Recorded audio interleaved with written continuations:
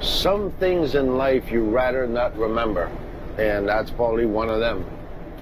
Which one are you trying not to remember? I don't know. I don't remember. Behind the hill, hidden down there so they couldn't see us. The one that were allowed to be with us and touch us and breathe the same air because we were all about to die that summer. You know, God forbid we go in the pool or anything like that. How many of you poop in your RV? But, you know, there's a lot of ticks in Vermont, so you always have to do that tick check when you're done trudging up the hill through the tall grass.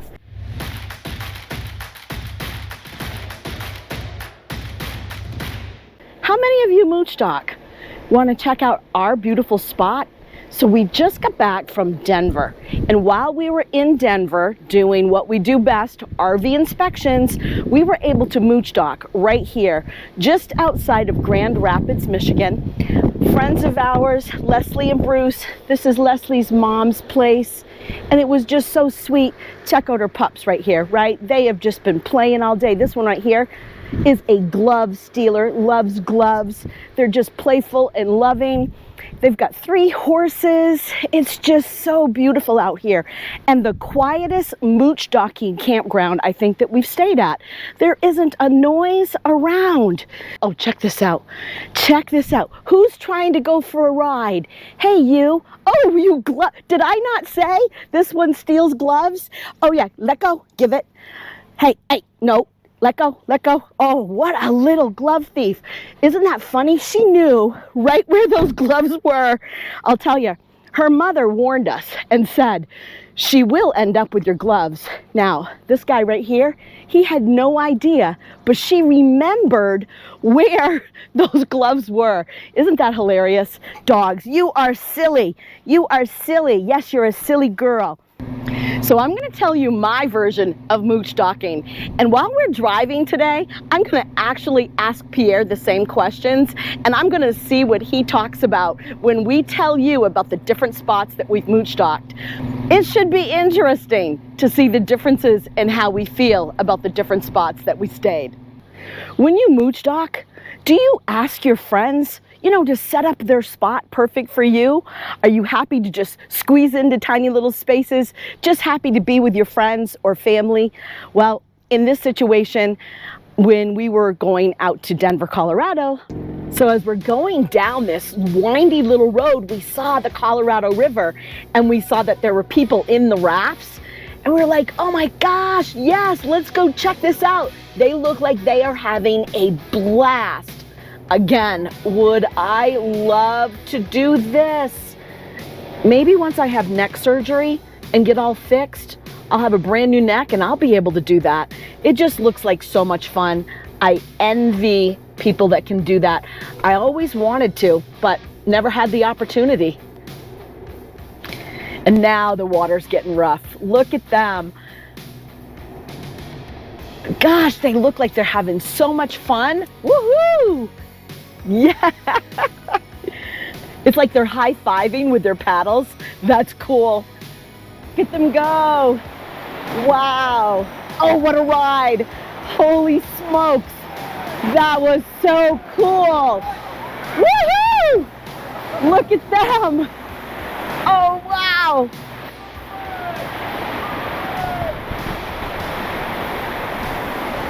Wow.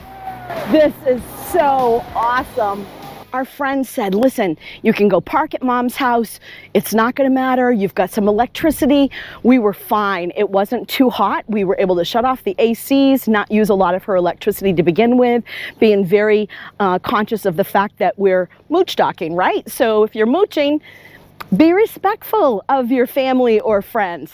One particular year, let's just say it was that year where the toilet paper was sparse. You know, do you remember that? The year of 2020? We actually moochdock at my parents, where I grew up. And, you know, down over the hill behind my parents' house, they couldn't even see the top of our RV. And we just had the best time out there. We were able to see wildlife. It was quiet. And when I talk about wildlife, like we had a deer that literally came right up to our RV. It was a baby and wanted to play with Bo, which was the absolute cutest thing that we'd ever seen.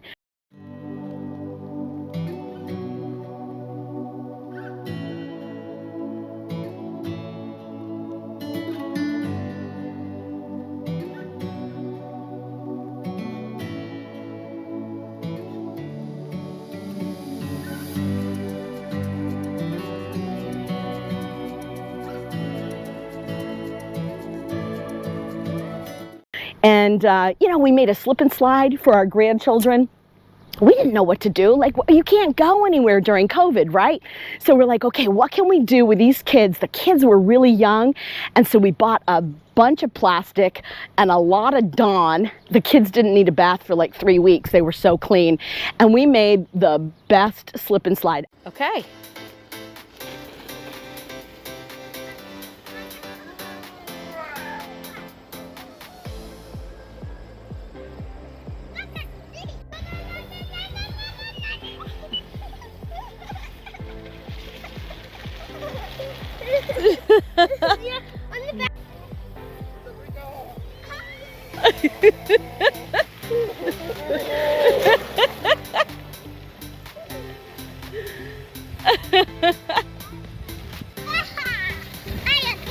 Did he spray you?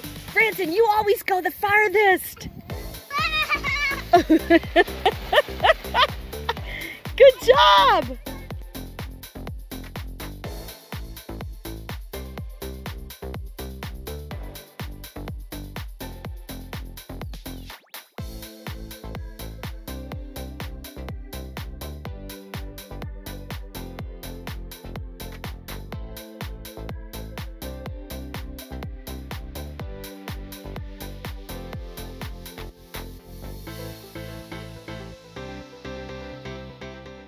I don't think those kids will ever forget.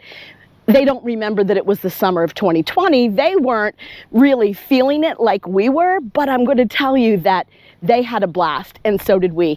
And it was just a time where, you know, they got to play with, you know, buckets and, you know, a spoon and a Tupperware dish, you know, in the sand, which was really awesome. So I know there are a few other places that we've moochdocked along the years. So kind of tweak your brain and think about them, honey. During COVID, in the backyard of your parents, behind the hill, hidden down there so they couldn't see us.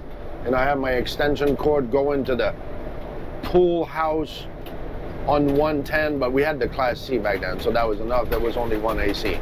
But that was one of them. Yeah, there was a lot of activities there and slip and slide stuff where the grandkids all had a ball. The one that were allowed to be with us and touch us and breathe the same air because we were all about to die that summer. So that's another story. Well, you do know that COVID floats in the air. So, I mean, people were petrified, you know, God forbid we go in the pool or anything like that. And that bathhouse, okay, how many of you poop in your RV? Well, we couldn't because we were mooch-docking, right? And we were there for quite a few weeks, but we had the pool house. So every morning, every night, whatever, we had to trudge up the hill with the kids to go to the pool house where there was a toilet. But, you know, there's a lot of ticks in Vermont, so you always have to do that tick check when you're done trudging up the hill through the tall grass just to go to the bathroom. But that was an interesting summer, and honestly, for me, I've got good memories with the grandkids, the ones that were able to breathe the same air as us.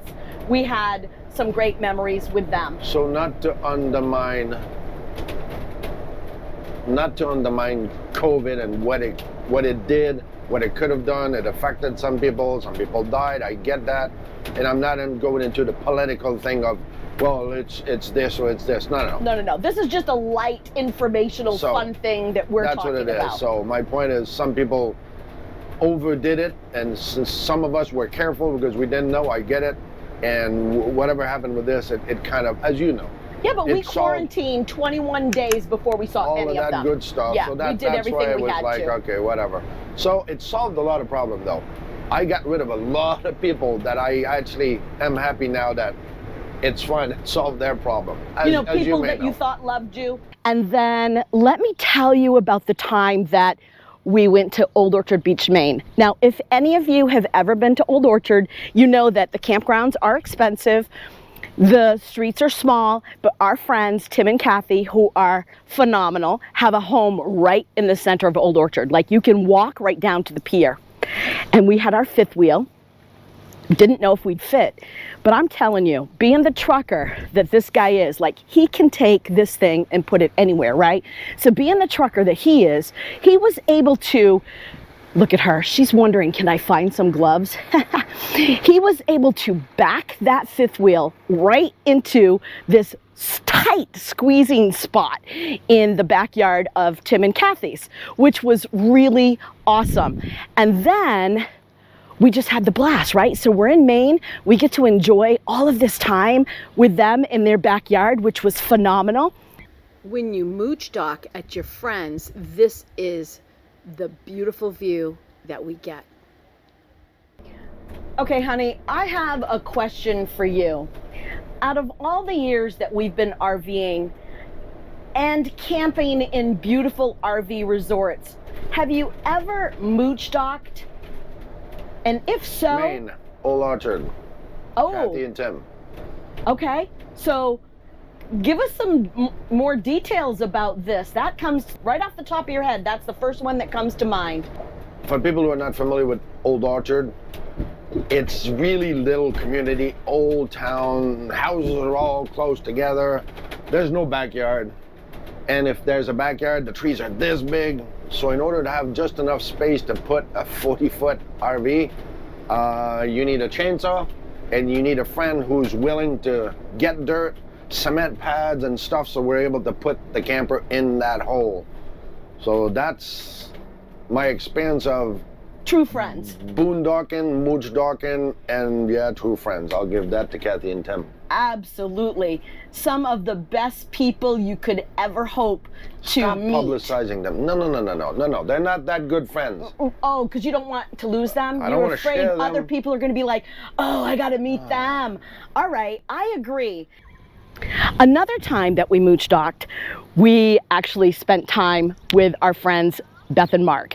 Now, Mark is a jokester. And do you have those friends, you know, that can always take anything and make it into a joke? He had set up this little piece of wood and it said sewer and it said electric and water, and he had this spot made special for us to be able to mooch dock in their backyard, which was phenomenal. So another mooch-docking is one of our friends, a couple of friends we have, and longtime friends of Laurel. They didn't have a choice to accept me because I was her husband, so they just got me along. They took him in like an old stray. They were like, okay. They don't have a choice. If you like I'm with her. Laurel, you must be good. Little did they know. Exactly. So keep that in mind and don't ever forget. So we went in their yard one day. They invited us for a weekend. So we said, all right, yeah, we're going to drive down there. They live in the middle of nowhere, and there's no room in their yard. This is Mark and Beth. For those of you that don't know, he didn't Marcus, say their Beth, name. Yeah. So he kind of played a little fun joke on you. And that was fun. It was a nice weekend. So once in a while, you'll mooch dock in a place that's going to be awesome. As long as you have great people, it's going to be a good time. The tricky part of mooch docking at your friend's house is, where's it going to go? How's it going to be? The power. So you got to be mindset of the water you need, the sword that you need, so you'll be able to do 3-4 days. So it's all those little things you got to think about. One more time, let me tell you about this. Tim and Kathy, so they have a place in Florida also, Inglewood. And we were able to go down, mooch dock at their beautiful spot in Inglewood. And honestly, one of the times that we mooch docked was during the hurricane.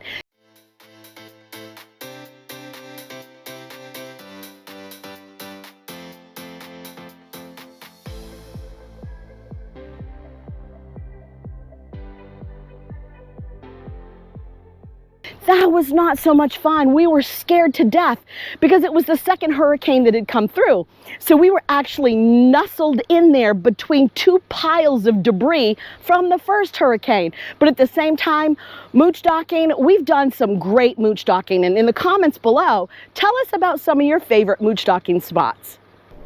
Okay, so let's see if Pierre remembers mooch docking after Hurricane Ian came through to destroy Daytona Beach, and then Hurricane Nicole came through. And when you hear Hurricane Nicole, well, if your name is Nicole, it has nothing to do with you, but we know a Nicole and she is a tornado. Not a good thing. That was a bad hurricane. Honey, do you remember moochstocking during that time after we left Elkhart? We were heading to Florida. The other version is, it was a bitch. Nicole is a bitch. It was a bitch. So we went around Nicole to be below the storm, as it was told to be the path, such a path. So Path of destruction. So if we went there, we'd be below it. Well, we were just barely below it. So we ended up at Kathy and Tim's place in Inglewood, which had the storm before. The debris in their yard were, I think, higher than the RV itself. So already we're in a place where it's like, are you kidding me? What the hell are we doing here type of deal? Do you remember being awake in the night, sitting in our recliners, worried what was going to come through the windows? So I think at 2 o'clock in the morning, it was going to be where we're at, because I'm looking at weather, I'm following storms on my phone, on different app that I have about weather. It came in at 2 o'clock, not 2:50 or 2:25. At 2 o'clock it hit. Well, that's it. We're up. There's no other way. We can't sleep. That ain't gonna happen. We're done. So that was a long night too. And just sitting and wondering when a 2x4 is gonna come through the window. So we got lucky. It finally tempered down, I don't know, 10, 11 o'clock in the morning, and we avoided that one. And something about that particular hurricane, we had actually sold our fifth wheel. We had an Alliance 370 FB, and we had sold our fifth wheel to Shirley and Bob. And Shirley and Bob were up in Georgia texting us, hey, are you okay? I don't think they worried about us. They were worried about their new RV. They didn't care about and us. We were doing everything in our power to protect this RV as well as our own lives. We're sitting between these debris piles. The winds were just shaking the RV. I've never been in a storm like that in my life. I'm from Vermont, so give me the snow, I can handle that. But hurricanes, tornadoes, no, that's not my cup of tea. But we were really protecting this RV because the following week we were delivering it to Fort Myers to its new home. So we had to protect it. So Moochdocking at Tim and Kathy's, as usual, they are so good to us, and they weren't even there. And we didn't sell it in Fort Myers. I mean, we sold it about 2-3 hours further south than that, just saying. It wasn't Fort Myers? Where was it? It was totally at the bottom of Florida on 75 before it turns to Alligator Way. What's the name of that town down there? Gosh, I don't know. If you know, hey, Shirley and Bob, if you're watching, put it in the comments below because we forgot. Where is our 370 FB living now? But it survived Moochdocking during Nicole. Another one of my favorite spots to moochdock was our daughter Melissa and her husband Alex. Now they have 4 beautiful children, and we're able to actually back right into their yard and moochdock right in their yard. Hang out with the kids all day, play, do whatever, and end up back in our home at night. I think that's the beautiful thing about moochstocking, or just RVing anyways. No matter what, when you come back, you're home, right? You shut the curtains, but you're back in your home, in your environment. I know that recently we flew to Denver. We stayed at a not so great hotel. One of the cheapest hotels in the area, $140 a night. That's what's called cheap. But at the same time, people live there. Like, not nice kept living there. Like, you smell different flavors of foods in the hallway. People are destroying the rooms. It really wasn't nice. So getting home, back home, it doesn't matter where we're parked. We were parked in Grand Bay. Not Grand Bay. Yeah, what is it? No, I don't even know. Right here, right? So I told you that we're in Michigan. Grand Bay, Michigan? I forget. I told you already. You know. The point is, I travel so much I forget where I am. But the point is, when we got home from that airplane, we were home. So another one of my favorite moochstocking spots, Coles Pond, Vermont. So we have friends from Belgium, Eric and Martine. They are phenomenal couple.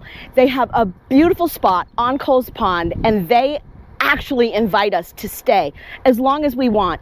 And he's an electrician from Belgium, and he actually put in a 50 amp service specifically for us to be able to park there.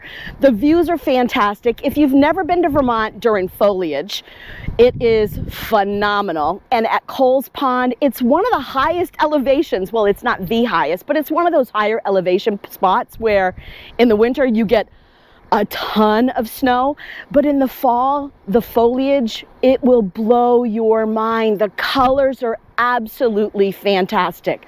But we love staying there. Eric and Martine are very open. They want to invite you in. They want to be around you. They love their spot, and they're just a great couple. So being there, we're able to have the kids. The kids can come. They can swim in the pond. They can ride their bikes. We're on a little dirt road, kind of like this dirt road right here, right? Where you do get traffic, but it's not so bad that you can't let the kids have freedom to be able to walk up and down the road or ride their bikes. So it gives them that sense of security and freedom all at the same time. We love camping at Eric and Martine's up at Coles Pond. It's absolutely gorgeous. What are some of your favorite spots that you have moochdocked? We want to hear from you, so let us know in the comments below. Another moochdocking site that comes to mind. Vermont in Coles Pond at our friends from Belgium with the extension cord. We even changed the breaker in the box from a 15 amp to a 20 amp. He's an electrician, so that was cool. That's Oh, I misquoted. You know what? I said the same thing, but I said that Eric gave us 50 amp. He didn't give us 50 amp? No, the biggest breaker he had might have been 30 though. Yeah, we might have been able to do 30. But I remember it was 15 at first, and we're just going live in the box and just changed the breaker because he's comfortable with that, and so am I. So a lot of time, even when I go in your boxes when we're doing inspection, a lot of time I'll go in the electrical box.